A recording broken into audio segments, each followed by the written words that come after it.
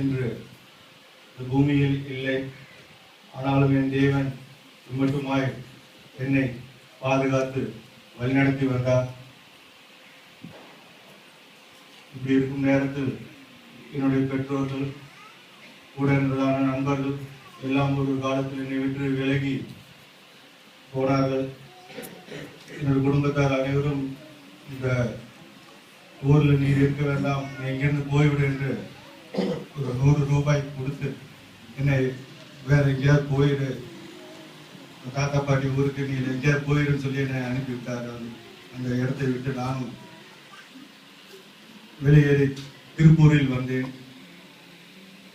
திருப்பில் வந்தப்போ அங்கே எல்லாரும் பனியின் தொழில் தான் இருக்கிறது அப்படின்னு சொன்னாரு. எங்கள் மாமா எல்லாரும் அங்கதான் வேலை பார்த்தாரு. நானும் அங்கே போய் இந்த பெட்டியெல்லாம் தூக்கி லாரியில வைப்பது இந்த மாதிரி. அல்லேலூயா.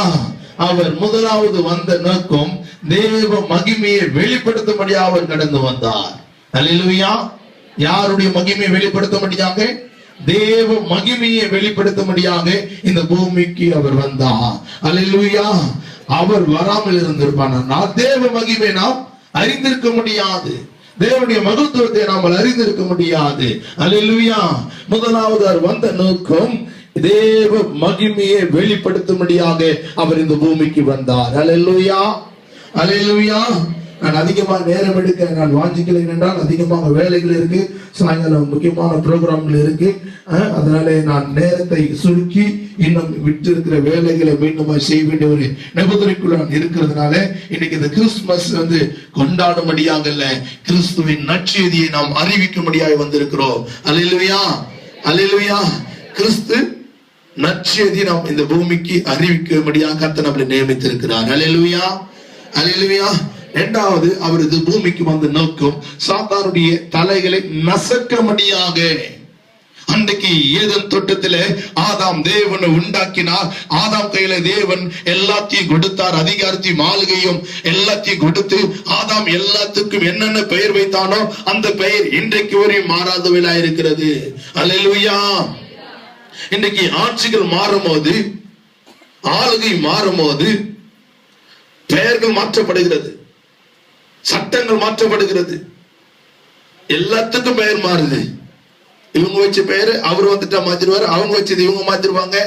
ஆனால் என் தேவன் அன்றைக்கு ஆதாமை கொண்டு வைத்த பெயரு இன்ன வரையும் எத்தனையோ ஆட்சிகள் மாறுச்சு, எத்தனையோ சட்டங்கள் வந்தது, இதுவரையும் யாராலும் மாற்ற முடியாதது. அல்லேலூயா. அப்படிப்பட்ட ஒரு அதிகாரத்தையும் ஆளுகையும் ஆதாம் கையில தேவன் கொடுத்திருந்தார். அல்லேலூயா.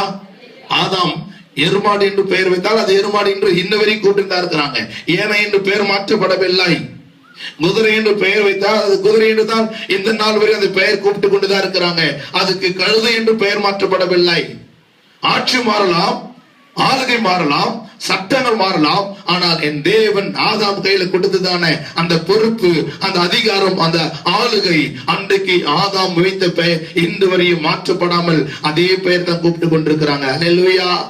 ஆனால் ஆதாமை நம்பி தேவன் எல்லாத்தையும் கொடுத்தார். ஆனால் ஆதாமோ பிசாசுடைய வார்த்தைக்கு செவி கொடுத்ததுனால அந்த தோட்டத்தொட்டு அவன் வெளியேற வேண்டிய ஒரு சூழ்நிலையாய் மாறினது. அன்றைக்கு தொடர்ந்துதான் அந்த பாவத்தில மக்கள் சாபத்து நிமித்தமாக தேவனுடைய வார்த்தை கேட்காதனால பாவம் மனிதனை ஆட்கொள்ள ஆரம்பித்தது. என்றைக்கு என்றால் முதலாவதாக ஏதேன் தோட்டத்திலே சர்வம் என்றைக்கு உள்ள நுழைந்ததோ அன்றைக்கு தேவனுடைய பிரமாணத்தை உடைக்கும்படியாக அவன் தந்திரமாக கிரியை செய்தான். அல்லேலூயா. அல்லேலூயா. இதை முதலாவது ஆதாம் பிறந்தான். ஆனால் ஆதாமோ தேவ சித்தத்தை செய்ய அவன் மறுத்ததுனாலே, அவன் சுயமாய் மாறினாலே, துரு ஆலோசனைக்கு அவன் இடம் கொடுத்ததுனாலே தேவன் பார்த்தார், இரண்டாவது ஒரு ஆதாமாக இயேசுவை இந்த பூமிக்கு அனுப்பினார். அல்லேலூயா.